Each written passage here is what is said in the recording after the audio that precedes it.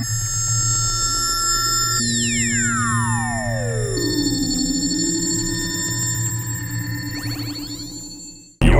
now in tune with New Jersey's number one hip hop. All right, what's up, everybody? My name is Jalen Jewel of New Jersey #1 Hip Hop and the Jewel Effect. I just want to welcome you guys. We're at Onyx Studios here in Rutherford, New Jersey. So welcome, welcome. I just want to introduce everyone. All right, here we have Dose Do Money with us today. Yes, ma'am. Zawanoka. Yeah, Zawanoka. Zawanoka. Okay, and we got Matic Beats. And we're here today because we're about to get some fire music from the group Lethal Weapons. So, really excited about that. Thank you guys for having me here. First, I want to start with the name Lethal Weapons. Can one of y'all describe like how y'all came up with that name? I think it's really dope. So. Well, I mean, we was doing a session, and while we were listening to the music, we was coming up with the name. And I think it was just random, right? It was like midway through the music. Yeah. Okay, so it's like organic. Yeah, it'll just pop up, you know what I mean? Most of our ideas and how we want to kind of like maneuver and market and kind of creatively display, you know, our music and shit. So. Yeah. You know, one thing is funny because it's like we both have an affinity for certain things like comics and all that, trading cards. You know what I'm saying? So we're trying to bring that into full effect, like the retro action movies. Yeah. So I guess that, you know what I mean, like anime type of thing. So we're trying to bring that kind of like extreme kind of vision. You know what I'm saying? I like so that. Like Mix that with some hip hop. Yeah, different kinds of pop culture. You know what I mean? Yeah. Just flip the script with it in our own kind of interpretation. Yeah, some edgy stuff. Yeah, word. Right, I love it. Okay, so before we get into the group, I want to kind of get to know you guys as artists, producers, things like that. So we'll start with you, Dose. So you recently did drop an album, Dollar Baby. It's dope. I love it. I listened to it lots of times. So it's really cool. So I know you went on a tour, right? So you were everywhere. Tell us a little bit about that. Yeah, in the summer, 2020 in August, I went on like a media run. So I went to like Chicago, you know what I mean? Shout out to Slitta and KD, King Bone. I also went to Houston, Dallas, Dallas TV, you know what I mean? Shout out to Vucci P. Then I went to LA, you know what I mean? And I did some record with, you know, the Go Getters record on the album with L3Thal. Also Ayo Sketch, my boy out there in Santa Monica. And then Atlanta, did some work with Queen Bird, you know what I mean? So just, you know, networking with people, you know what I mean? Also, shout out to EMG Thump. He got a new single out. You know what I mean? So, you know, just networking with people, just, you know, like-minded creative minds, you know what I mean? It was a dope experience. Very productive, you know what I mean? A lot of beautiful stuff. Cool. How do you think, like, networking with all these people and, you know, different areas, you were across the country, you were in the South, how do you think that's, like, affected your new music that you're making right now? It definitely has given me like a heightened sense of importance, you know what I'm saying? Right. Because now it's like I'm a part of people's stories. They're a part of my story too. So I want to incorporate that, you know what I mean? And with the growth too, you know what I'm saying? Like I'm a big fan of, like, recently I've been listening to a lot of DJ Screw. You know what I mean? I love Houston music. ESG, we was just rocking that at your New Year's party, you know what I'm saying? ESG, Ocean of Funk, you know what I'm saying? So, you know, West Coast music, like, I'm a student of Battle Cat, you know what I mean? Dilla from the Midwest. So, I feel like the next music, or just like how I'm growing as an artist, I'm incorporating everything. You know what I mean? My rock and roll history too with the guitar, I started incorporating that in my interludes. You know, and Nothing Came Easy, track 2 on the album, I played the guitar in that solo. You know what I'm saying? So, it's just, you know, it's all like congruent. It was definitely a necessary thing. Worked well with it. Okay. Yeah. All right. So we'll move on to you. Right. I mean, you have some credentials. You know, you have a history. He's the best producer in the state. He's being real humble right saying? now. Yeah. But yeah, I want to talk about it. You've worked with some big names, been producing. So I want to know a little bit about that, and you know how you balance that with you being like an artist as well. I had been shopping music to labels around that time for a good couple of years, and I had known some people like G Unit and this dude at particular A&R unit was hounding me for shit, and you know, all with good intention. I was always sending him shit, and eventually I got a placement with 50, you know, and it was about a year till everything kind of came into fruition and all that, but it was intense, you know what I mean? And that day I found out on Twitter that it was 50 Cent and Snoop Dogg on the record, and I was like, oh shit, I thought it was fake. Mm-hmm. You know what I mean? And it popped up like that, and Funk Flex was playing it, dropping bombs on it. That's wild. How did that feel? That was pretty incredible. Like people were playing it on Sirius too. And yeah, man, it was wild. And how I mean, like, if I make a beat, you know, and if I think it's for me, if it's for Dose, or if, like, different projects that we might do, or it's for somebody that I'm working with, like, I'm always gonna keep that, you know. But if I have some of this fire, I'll be able to bring that. But for the most part, I keep a lot of shit for myself. You keep a lot of it for yourself. I'm pretty selfish, you know, and I want to work with my own artists and people who I fuck with, like him, you know. So that's what it is. He inspired me, yo. I got a link with him when in like 09. Yeah. Yeah, and we had both been producing. I dropped my first mixtape around that summer, and then I met him a few months later, and he had already been with the MPC. He's been this nice since then. You know what I'm saying? Yeah. His sound is on a whole other wave. Like, the sound you're hearing now, he's been doing that. Wow. You know what I'm saying? Like, he's elite right there, yo. Yeah. Word. For real. I remember when I pulled up the Hofstra and when I first met Con, and seen what he was doing, I was like, yo, okay. Word. It's popping over here. Word. No doubt. Word. No doubt. You just dropped something, Matic Beats. Yeah. King Just dropped King at December 31st. See what I mean?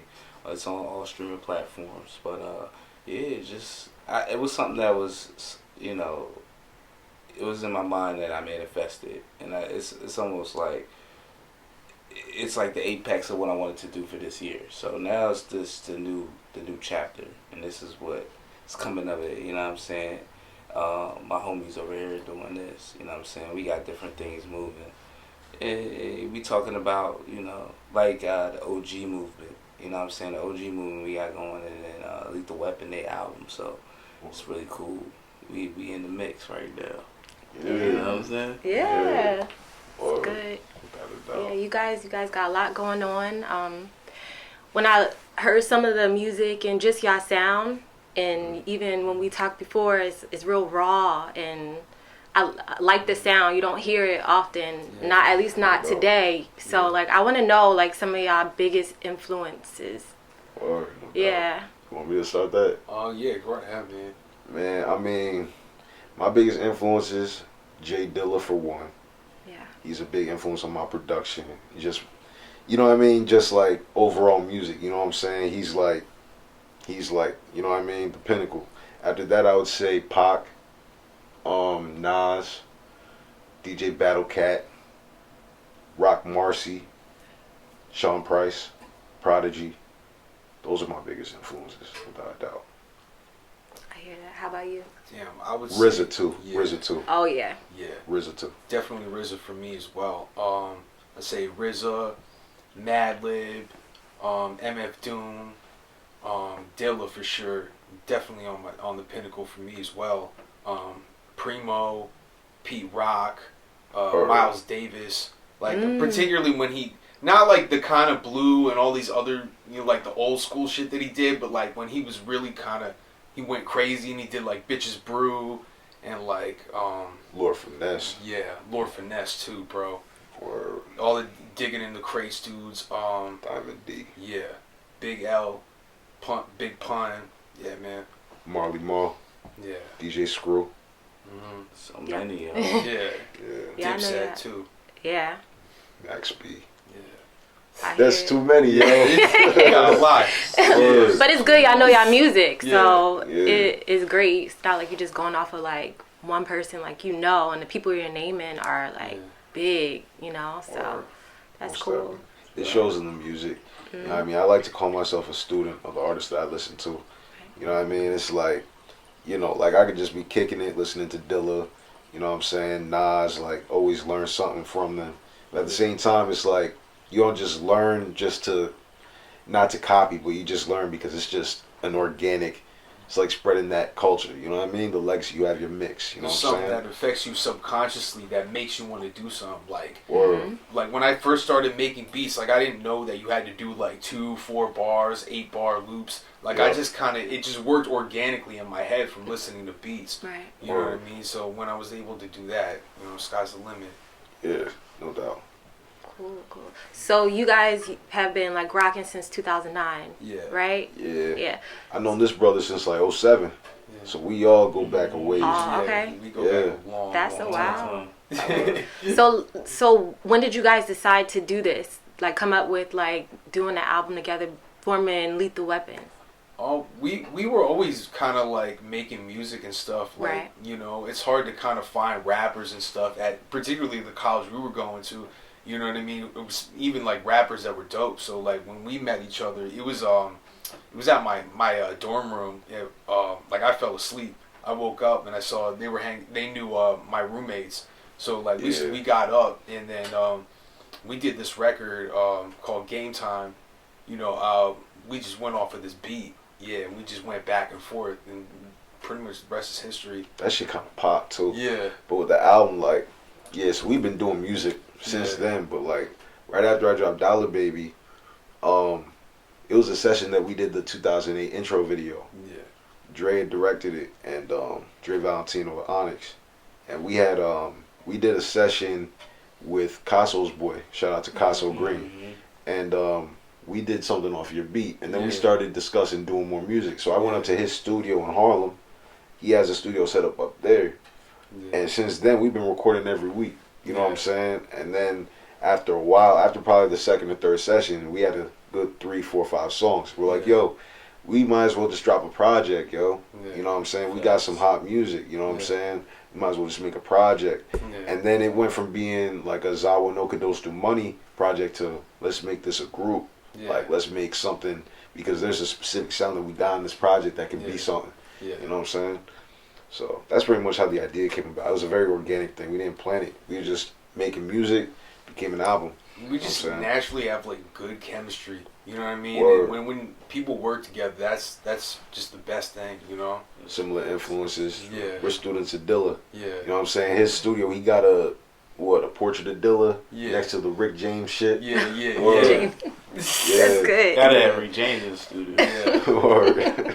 It's like this Rick James poster I got from like the West Village, but it's dope. So it's like it's Rick James, but on the back it's like Rick James with like a 50s haircut, and it's crazy, bro. I was gonna ask how his hair was, cause like did he have like he didn't have the beads or nothing like that? He had the beads in the photo, right? Oh, Rick James. Yeah. I think he had the beads on one side, but on the other he had like a 50s haircut, like a slick back, kind of like old school, like Little Richard. He was a wild man. Yeah. That's cool. Yeah, so I got to hear a few exclusives. I love what I hear, but I want to know what's your favorite track on it. Can you choose? One, at least one. I would say the best track, the Rucker is fire, you know? Yeah. The Rucker is fire. Rucker is great. If not that, I would say probably California Lights. Yeah. Okay. You know what I'm saying? We got some joints on there. He executive produced it. I produced, but he took the reins for the beats for this project. Yeah. I might do the next one, but he did the production for this one. You know what I'm saying? The Rucker is fire. The Rucker's fire. For me, it's the Rucker and Def Jam. Def Jam, yeah. Okay. Yeah, that joint is fire. Yeah. All right, so you've been at this for a while, and you played a guitar. So how has your being so into music and really knowing music and the art of it, how has it like really like influenced this? I know you talked a lot about funk and like just the sound of it.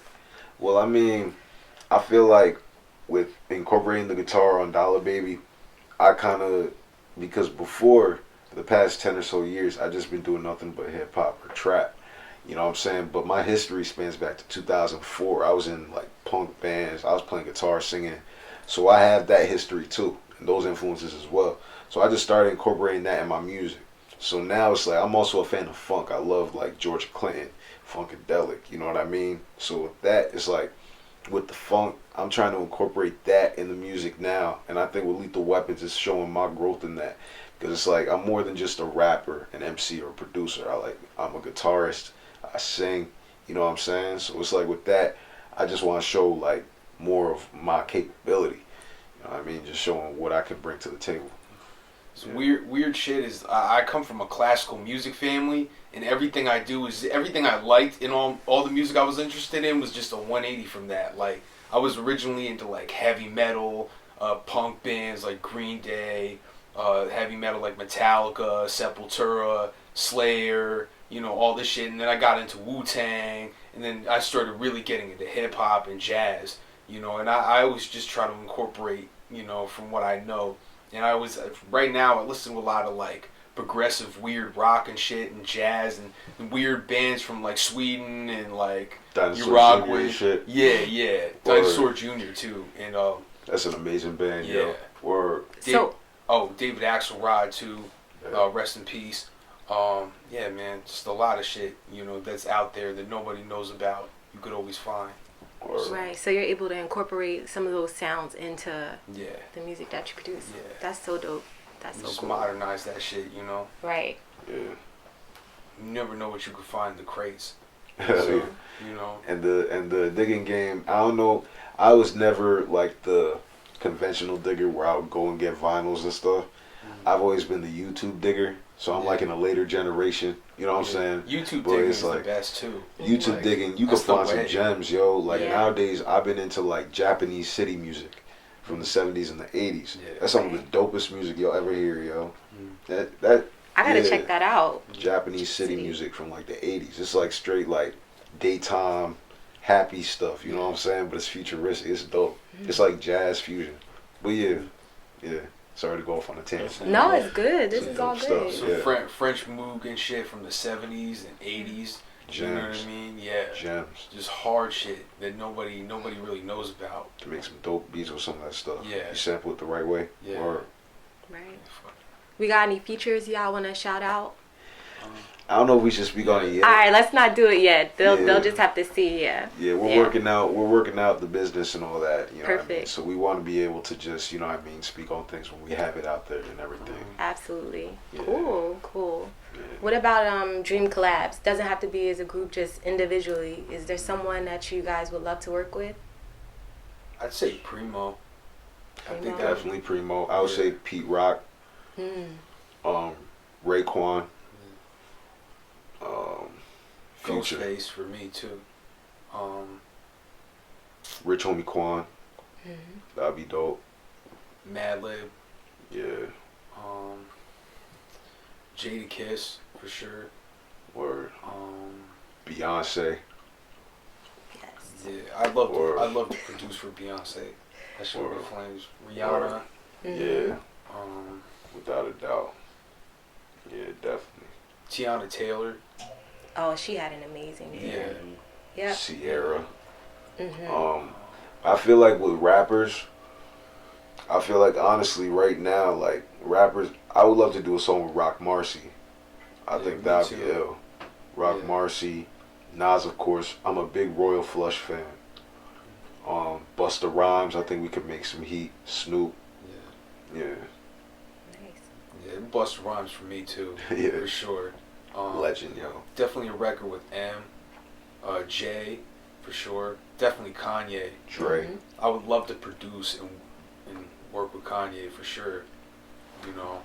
yeah, Um, without a doubt. Too Short. yeah. Did y'all see that?